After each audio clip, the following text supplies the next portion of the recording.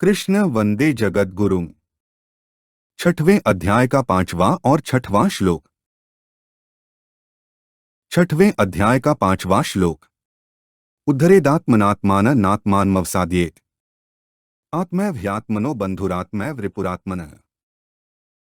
ऊपर कहे गए श्लोकों का अर्थ है, अपने द्वारा अपना उद्धार करे, अपना पतन न करे, क्योंकि आप ही अपना मित्र है और आप ही अपना शत्रु है।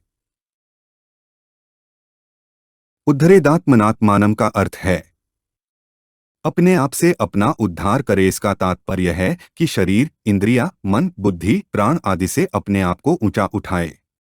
अपने स्वरूप से जो एक देशीय मैंपन दिखता है, उससे भी अपने को ऊंचा उठाए। कारण कि शरीर, इंद्रिया आदि और मैंपन सभी प्रकृति के कार्य हैं, अपना स्वरूप नहीं है। जो अपना स्वरूप नहीं है, उससे अपने को ऊंचा उठाए।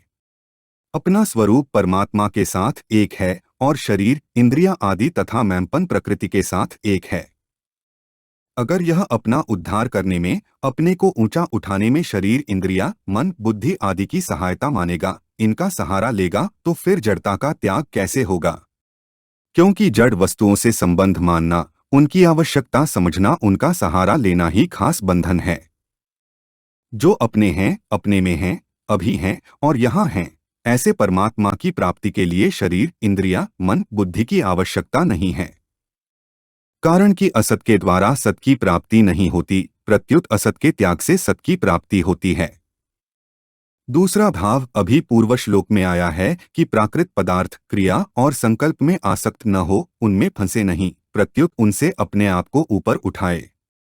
यह सबका प्रत्यक्ष अनुभव है कि पदार्थ, क्रिया और संकल्प का आरंभ तथा अंत होता है, उनका संयोग तथा वियोग होता है, पर अपने स्वयं के अभाव का और परिवर्तन का अनुभव किसी को नहीं होता। स्वयं सदा एकरूप रहता है। अतः उत्पन्न और नष्ट होने वाले पदार्थ आदि में न फंसना, उनके अधीन न होना, उनसे निर्लिप्त रहना ही अपना उद्धार करना है। मनुष्य मात्र में एक ऐसी विचार शक्ति है जिसको काम में लाने से वह अपना उद्धार कर सकता है। ज्ञान योग का साधक उस विचार शक्ति से जड़ चेतन का अलगाव करके चेतन अपने स्वरूप में स्थित हो जाता है और जड़ शरीर संसार से संबंध विच्छेद कर लेता है। भक्ति योग का साधक उसी विचार शक्ति से मैं भगवान का हूँ और भगवान मेरे हैं, इस प्रकार भगवान से आत्मीयता करके अपना उद्धार कर लेता है। कर्मयोग का साधक उसी विचार शक्ति से मिले हुए शरीर, इंद्रिया, मन, बुद्धि आदि पदार्थों को संसार का ही मानते हुए संसार की सेवा में लगाकर उन पदार्थों में संबंध विच्छेद कर लेता है और अपने स्वरूप में स्थित हो जाता है। इस दृष्टि से मनुष्य अपनी विचार शक्ति को काम में लेकर किसी भी योग मार्ग से अपना कल्याण कर सकता है। नात्मानमवसाद्येत का अर्थ है यह अपने आप को पतन की तरफ न ले जाए। इसका तात्पर्य है कि परिवर्तनशील प्राकृत पदार्थों के साथ अपना संबंध न जोड़े, अर्थात उनको महत्व देकर उनका दास न बने, अपने को उनके अधीन न माने, अपने लिए उनकी आवश्यकता न समझे। जैसे किसी को धन मिला, पद मिला, अधिकार मिला, तो उनके मिलने से यह अपने को बड़ा, श्रेष्ठ और स्वतंत्र मानता है, पर विचार करक देखें कि यह स्वयं बड़ा हुआ कि धन, पद, अधिकार बड़े हुए। स्वयं चेतन और एक रूप रहते हुए भी इन प्राकृत चीजों के पराधीन हो जाता है और अपना पतन कर लेता है।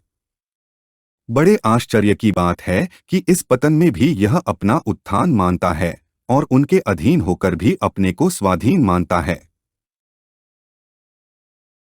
आत्मैव्ह्यात्मनो बंधुः का अर्थ है यह आप ही अपना बंधु है, अपने सिवाय और कोई बंधु है ही नहीं। अतः स्वयं को किसी की जरूरत नहीं है, इसको अपने उद्धार के लिए किसी योग्यता की जरूरत नहीं है, शरीरेंद्रिया, मन, बुद्धि आदि की जरूरत नहीं है और किसी वस्तु, व्यक्ति, परिस्थिति आदि की भी जरूरत नहीं है। तात्पर्य है कि प्राकृत पदार्थ इसके साधक, सहायक अथवा बाधक नहीं है। यह स्वयं ही अपना उद्धार कर सकता है, इसलिए यह स्वयं ही अपना बंधु मित्रक है। हमारे जो सहायक हैं, रक्षक हैं, उद्धारक हैं, उनमें भी जब हम श्रद्धा भक्ति करेंगे, उनकी बात मानेंगे, तभी वे हमारे बंधु होंगे, सहायक आदि होंगे। अतः मूल में हम ही हमारे बंधु हैं, क्योंकि हमारे माने बिना, हमारे श्रद्धा विश्वास किए बिना वे हमारे उद्धार नहीं कर सकते, यह नियम है। आत्मैव रिपुरात्मनः का अर्थ है यह आप ही अपना शत्रु है, अर्थात जो अपने द्वारा अपने आप का उद्धार नहीं करता वह अपने आप का शत्रु है। अपने सिवाय इसका कोई दूसरा शत्रु नहीं है। प्रकृति के कार्य शरीर, इंद्रिया, मन, बुद्धि आदि भी इसका अपकार करने में समर्थ नहीं हैं। ये शरीर, इंद्रिया आदि जैसे इसका अपकार नहीं कर सकते, ऐसे ही इसका उपकार भी नहीं कर सकते। जब स्वयं उन शरीरादि को अपना मान लेता है तो यह स्वयं ही अपना शत्रु बन जाता है।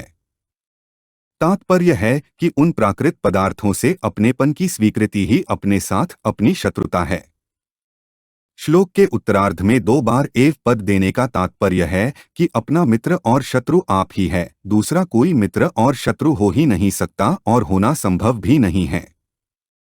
प्रकृति के कार्य के साथ किंचन मात्र भी संबंध न मानने से यह आप ही अपना मित्र है और प्रकृति के कार्य के साथ किंचन मात्र भी संबंध मानने से यह आप ही अपना शत्रु है। 6वें अध्याय का 6वां श्लोक। बंधुरात्मात्मनस्तस्य येनात्मैवात्मना जितः अनात्मनस्तु शत्रुत्वे वर्तेतात्मैव शत्रुवत्। ऊपर कहे गए श्लोकों का अर्थ है जिसने अपने आप से अपने आप को जीत लिया है उसके लिए आप ही अपना बंधु है, और जिसने अपने आप को नहीं जीता है ऐसे अनात्मा का आत्मा ही शत्रुता में शत्रु की तरह बर्ताव करता है। बंधुरात्मात्मनस्तस्य येनात्मैवात्मना जितः का अर्थ है अपने में अपने सिवाय दूसरे की सत्ता है ही नहीं। अतः जिसने अपने में अपने सिवाय दूसरे शरीर, इंद्रिया, मन, बुद्धि आदि की किंचन मात्र भी आवश्यकता नहीं रखी है, अर्थात असत पदार्थों के आश्रय का सर्वथा त्याग करके जो अपने सम स्वरूप में स्थित हो गया है उसने अपने आप को जीत लिया है। वह अपने आप में स्थित हो गया, इसकी क्या पहचान है? उसका अंतःकरण समता में स्थित हो जाएगा, क्योंकि ब्रह्मा निर्दोष और सम है। उस ब्रह्म की निर्दोषता और समता उसके अंतःकरण पर आ जाती है। इससे पता लग जाता है कि वह ब्रह्म में स्थित है। तात्पर्य यह निकला कि ब्रह्म में स्थित होने से ही उसने अपने द्वारा अपने आप पर विजय प्राप्त कर ली है। वास्तव में ब्रह्म में स्थिति तो नित्य निरंतर थी ही, केवल मन, बुद्धि आदि को अपना मानने से ही उस स्थिति का अनुभव नहीं हो रहा था।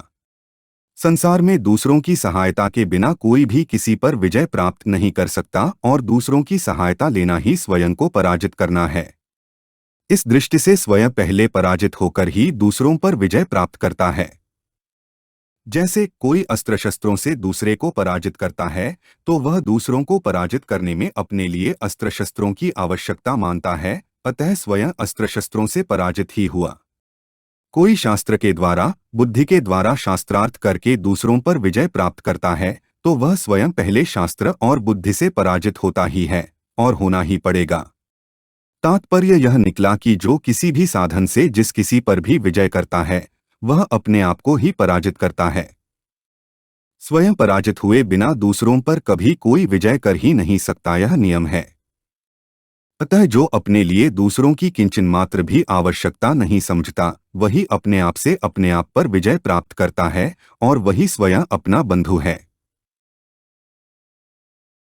अनात्मनस्तु शत्रुत्वे वर्तेतात्मैव शत्रुवत् का अर्थ है जो अपने सिवाय दूसरों की अर्थात शरीर, इंद्रिया, मन, बुद्धि, धन, वैभव, राज्य, जमीन, घर, पद, अधिकार आदि की अपने लिए आवश्यकता मानता है वही अनात्मा है। तात्पर्य है कि जो अपना स्वरूप नहीं है, आत्मा नहीं है, उसको अपने लिए आवश्यक और सहायक समझता है तथा उसको अपना स्वरूप मान लेता है। ऐसा अनात्मा होकर जो किसी भी प्राकृत पदार्थ को अपना समझता है वह आप ही अपने साथ शत्रुता का बर्ताव करता है।